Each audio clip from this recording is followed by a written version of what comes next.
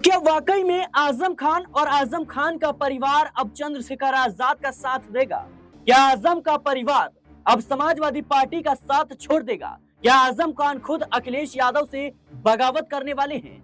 जहां एक तरफ देखा जाए तो आजम खान और अब्दुल्ला आजम को सुप्रीम कोर्ट से स्वीपिंग मशीन चोरी मामले में जमानत मिल गई, तो वहीं दूसरी तरफ देखा जाए तो कई ऐसे मामले हैं जिन पर जमानत मिलना तय माना जा रहा है। यानी कहीं ना कहीं आजम खान के परिवार की मुश्किलें कम होती हुई नजर आ रही है। ऐसे में बड़ा सवाल कि अब्दुल्ला आजम अगर जेल से बाहर आते हैं तो क्या चंद्रशेखर आजाद का साथ देंगे? दर्शकों, उत्तर प्रदेश की राजनीति में ये बातें और ये सवाल यूं ही नहीं उठ रहे हैं। दरअसल 11 नवंबर 2024 की वो तारीख होती है जब अब्दुल्ला आजम से चंद्रशेखर आजाद मुलाकात करने जाते हैं। 17 नवंबर को चंद्रशेखर आजाद आजम खान की पत्नी और उनके बेटे से मुलाकात करते हैं। फिर 21 नवंबर 2024 की वो तारीख होती है जब चंद्रशेखर आजाद जेल में बंद आजम खान से मिलने पहुंचते हैं। उसके बाद 10 दिसंबर को आजम खान की एक ऐसी चिट्ठी जेल से आती है जो इंडिया गठबंधन को कहीं ना कहीं सोचने पर मजबूर कर देती है। उसके बाद 10 दिसंबर को आजम खान सीतापुर जेल से ऐसी चिट्ठी भेजते हैं जो इंडिया गठबंधन के अलावा अखिलेश यादव के होश उड़ाने के लिए काफी थी। आजम खान मुस्लिम लीडरशिप को लेकर सवाल उठाते हैं। आजम खान कहते हैं कि जिस तरीके से मुस्लिम लीडरशिप पर ध्यान नहीं दिया जा रहा, ऐसे में इंडिया गठबंधन संसद में इन तमाम मुद्दों को उठाए। रामपुर में मुसलमानों के साथ जो हो रहा है उस मुद्दे को भी उठाया जाना चाहिए। और कहीं ना कहीं देखा जाए तो असदुद्दीन अवैसी भी मुस्लिम लीडरशिप को लेकर हमेशा से विपक्ष पर हमलावर रहे हैं, इंडिया गठबंधन पर हमलावर रहे हैं। वहीं दूसरी तरफ देखा जाए तो चंद्रशेखर आजाद को लोकसभा चुनाव में नगीना सीट पर जिस तरीके से दलित और मुस्लिम वोट के सहारे जीत मिली है, चंद्रशेखर आजाद को उम्मीद है कि 2027 के विधानसभा चुनाव में अगर मुस्लिम वोटर्स हमारी तरफ शिफ्ट हो जाए, मुस्लिम वोटर्स का साथ मिल जाए, तो कहीं ना कहीं देखा जाए तो 2027 में आजाद समाज पार्टी की बड़ी जीत हो सकती है। ऐसे में एक समय पर जब आजम खान कहीं ना कहीं समाजवादी पार्टी की रीढ़ की हड्डी हुआ करते थे, जिनके एक इशारे पर पश्चिमी उत्तर प्रदेश के तमाम मुसलमान समाजवादी पार्टी को समर्थन दे देते थे, अब उसी रीढ़ की हड्डी पर आजम खान की नजर है। और माना जा रहा है कि असदुद्दीन अवैसी, आजम खान और देखा जाए तो चंद्रशेखर आजाद तीनों गठबंधन कर सकते हैं। और ऐसे में उत्तर प्रदेश की राजनीति में समाजवादी पार्टी को एक बड़ा झटका लग सकता है। मेरे साथ इस मुद्दे पर विस्तार से चर्चा करने के लिए एक ऐसे शख्स हैं जो खुद रामपुर से हैं, जहां से आजम खान खुद सांसद रह चुके हैं और आजम खान की राजनीति को करीब से जानते हैं। सर, आपका बहुत बहुत स्वागत है। सर, जिस तरीके से देखा जाए तो आजम खान को लेकर सवाल उठ रहे हैं कि चंद्रशेखर आजाद और असदुद्दीन अवैसी का जो गठबंधन है उसके साथ आजम खान जाएंगे, आजम खान का परिवार समाजवादी पार्टी का साथ छोड़ देगा। कितने इस बातों में, इन दावों में सच्चाई नजर आती है? देखिए, बिल्कुल आजम खान को लेकर लगातार तमाम तरह की बातें इस समय मीडिया जगत में, सोशल मीडिया पे और तमाम आम लोग जो हैं उनके बीच में चलती हुई नजर आती है, क्योंकि आजम खान एक बड़े नेताओं में शुमार किए जाते हैं, बड़े लेवल के नेता हैं। मुस्लिम लीडरशिप की बात की जाए तो सबसे बड़े नेता के रूप में नजर आते हैं और यही वजह है कि आजम खान को लेकर जो भी खबर आती है वो सुर्खियों में आ जाती है। अब जिस तरह से आप बात कर रहे हैं कि आजम खान क्या आने वाले दिनों में सपा छोड़कर आजाद समाज पार्टी के साथ में जा सकते, देखिए कयासबाजी का जो दौर है राजनीति में वो लगता रहता है, क्योंकि आजम खान और अब्दुल्ला आजम जब कह सकते हैं कि जी आजाद जब जख्मी हुए थे, चोट लगी थी, उस समय उनसे मिलने गए थे और ये भी कहीं ना कहीं वजह बताता है कि क्या यहाँ से दोनों का रिश्ता मजबूत हुआ था। उसके बाद आपने देखा कि आज़ाद भी मिलने जाते हैं, उनकी पत्नी से मुलाकात करते हैं, बेटे से मुलाकातें करते हैं और ये बात कहते हुए नजर आते हैं कि आजम खान के साथ में मैं हमेशा हर पल खड़ा हूँ, उनके लिए संघर्ष करने को तैयार हूँ, यहाँ तक कि अगर मेरे खून की ज़रूरत पड़ी तो मैं अपना खून देने को भी तैयार हूँ। इस तरह की बातें आजम खान के लिए चंद्रशेखर आज़ाद कहते हुए नजर आते हैं। लेकिन देखिए, राजनीति अपने आप में एक अलग तरह का विषय होती है। व्यक्तिगत तौर पर आज़ाद जो है वो प्रियंका गांधी की बहुत तारीफ करते हैं कि वो मेरी बहन की तरह है, मेरी बहन है और मेरे से जो भी कहेंगी मैं वो करूंगा, लेकिन पॉलिटिकल तौर पर मैं उनसे इत्तेफाक नहीं रखता, ये खुद आज़ाद का कहना है। तो जाहिर बात है, इस तरफ ये कह देना कि सपा छोड़कर तुरंत वो आज़ाद समाज पार्टी में चले जाएंगे, मेरे ख्याल से इतना आसान नहीं होगा, क्योंकि आजम खान उन चेहरों में से एक हैं जिन्होंने समाजवादी पार्टी को एस्टैब्लिश किया था, समाजवादी पार्टी की नींव रखी थी या नींव का एक एक ईंट जोड़ने का काम किया था उत्तर प्रदेश में। लेकिन सर, समाजवादी पार्टी पर यह आरोप लगते हैं कि अगर आजम खान की जगह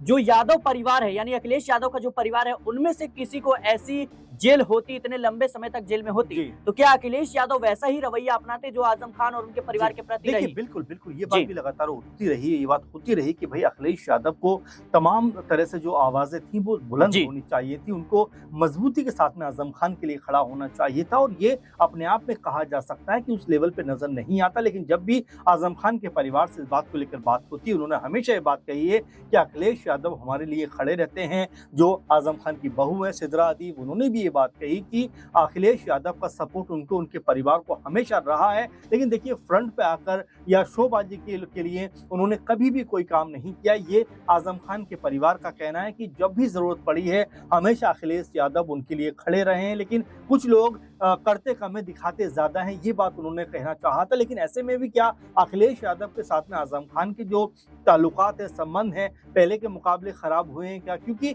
आज़म खान की सबसे ज़्यादा बॉन्डिंग जो थी वो उनके पिता यानी कि मुलायम सिंह यादव के साथ में नज़र आती थी। नेताजी कहकर वो उनको बुलाते थे और हर एक बात कहीं न कहीं वो नेताजी की मानते थे। यही वजह है कि अखिलेश यादव के साथ में उनके जो ताल्लुकात हैं, जो संबंध हैं, जो रिलेशनशिप है, उसको एक अलग तरह से देखा जाता है। सर, लेकिन अखिलेश घनिष्ठ यादव, नहीं है। जब अखिलेश यादव मुख्यमंत्री बन रहे थे, जब उनकी ताजपोशी हो रही थी, उस वक्त आजम खान ऐसे नेता थे जो नाराज चल रहे थे। देखिए, जी। बिल्कुल, बिल्कुल, इसमें कोई संदेह नहीं है और ज़ाहिर बात है, संदेह इसलिए भी नहीं है कि सिर्फ़ आज़म खान नहीं बल्कि शिवपाल यादव भी नाराज़ थे। ज़ाहिर बात है कि आज़म खान ने ये तक कहा था कि भई हमने जो है पूरा चुनाव नेताजी के लिए लड़ा है, हम चाहते थे कि नेताजी ही मुख्यमंत्री बने, अब उनके बेटे को मुख्यमंत्री बनाया जा रहा है, तो ये हमें सही नहीं लग रहा। ये आज़म खान ने कहा था और ये जी। भी कहा जाता है कि उसी सब के बाद अखिलेश और आज़म खान, शिवपाल यादव के बीच में वो जो दूरियाँ थी, कहीं न कहीं वो नज़र आई। लेकिन देखिए, समय के साथ बहुत सारी दूरियाँ खत्म होती हैं। शिवपाल यादव के साथ में भी ऐसे ही कुछ आपने देखा कि अखिलेश यादव का रिश्ता रहा, लेकिन अब आते थे वो भी पूरी तरह से अखिलेश यादव के साथ में खड़े हुए हैं। तो आज़म खान के साथ भी ऐसा ही, क्योंकि देखिए, जितना काम आज़म खान ने समाजवादी पार्टी के साथ में किया है, अखिलेश यादव तो उनके बच्चे की तरह हैं और ये बात लगातार देखी भी जाती है कि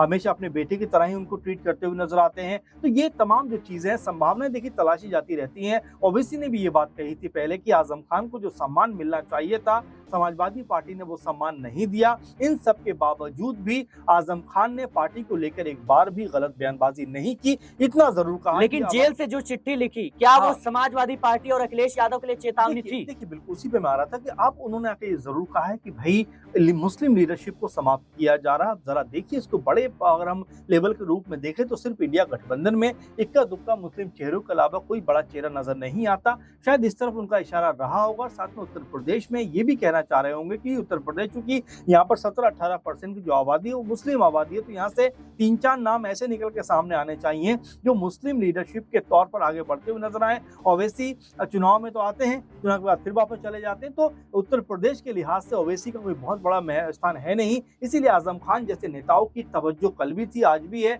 और कल भी रहेगी। और लगातार जो दल हैं, चाहे वो ओवैसी की पार्टी हो, आज़ाद समाज पार्टी हो, उनको अपनी तरफ मिलाने का प्रयास करते रहते हैं कि अगर वो उनकी तरफ आ जाएँ। क्योंकि नगीना सीट की अगर हम बात करें सिराज थोड़ा-सा, तो नगीना सीट पे एक तरफा वोट मुस्लिम का जो था वो आज़ाद को पड़ता हुआ नज़र आया था। आज़ाद भी समीकरण समझ रहे हैं कि अगर यहाँ से दलित वोट बैंक और मुस्लिम वोट बैंक के ऊपर अगर वो थोड़ा बहुत कह सकते हैं कि सेंधमारी कर पाए, थोड़ा बहुत वोट अपने पक्ष में ले पाए, तो यहाँ से उनकी स्थिति मजबूत हो सकती है। उत्तर प्रदेश में 17-18% मुस्लिम वोट बैंक है, कह सकते हैं 20-22% जो है दलित वोट बैंक है। दोनों को मिला दिया जाए तो ये 40% बन जाता है, जो अपने आप में बहुत बड़ा आंकड़ा है। आज़ाद यही समझ रहे हैं कि किसी तरह से अपनी पार्टी को अगर बढ़ाना है तो आज़म खान सरीखे नेताओं की तरफ कहीं ना कहीं हाथ बढ़ाना होगा। अगर वो इस तरफ आ जाते हैं तो आप ये मानकर चलिए कि सिर्फ रामपुर सीट नहीं बल्कि तमाम सीटों के ऊपर कहीं ना कहीं आज़म खान का प्रभाव दिखाई पड़ता है। और इससे कहीं ना कहीं आप ये भी मानिए कि जो चंद्रशेखर आज़ाद हैं उनको भी फायदा होता हुआ दिखाई पड़े। जी बिल्कुल दर्शकों, आज़म खान और उनके परिवार को लेकर ये सवाल लगातार उठ रहे हैं, क्योंकि देखा जाए तो जेल से जो आज़म खान ने चिट्ठी लिखी थी वो सीधे तौर पर अखिलेश यादव के लिए थी और सीधे तौर पर उन्होंने कहा कि जो अल्पसंख्यक है वो सिर्फ वोट के इस्तेमाल के लिए नहीं है, बल्कि उनकी आवाज हमें उठानी पड़ेगी। रामपुर में मुसलमानों के साथ जो हुआ वो संसद में उठाना पड़ेगा, संसद में ये आवाज दबाना नहीं चाहिए। और देखा जाए तो अखिलेश यादव को लेकर के जो आज़म खान के समर्थक हैं वो ये आरोप लगाते हैं कि अखिलेश यादव ने आज़म खान के लिए कोई ठोस कदम नहीं उठाया। अब इसी को लेकर सवाल उठ रहे हैं। फिलहाल आज़म खान को लेकर आपकी क्या राय है, कमेंट बॉक्स में जरूर बताएं। देश और दुनिया की तमाम खबरों के लिए बने रहें नेक्स्ट 9 न्यूज़ के साथ।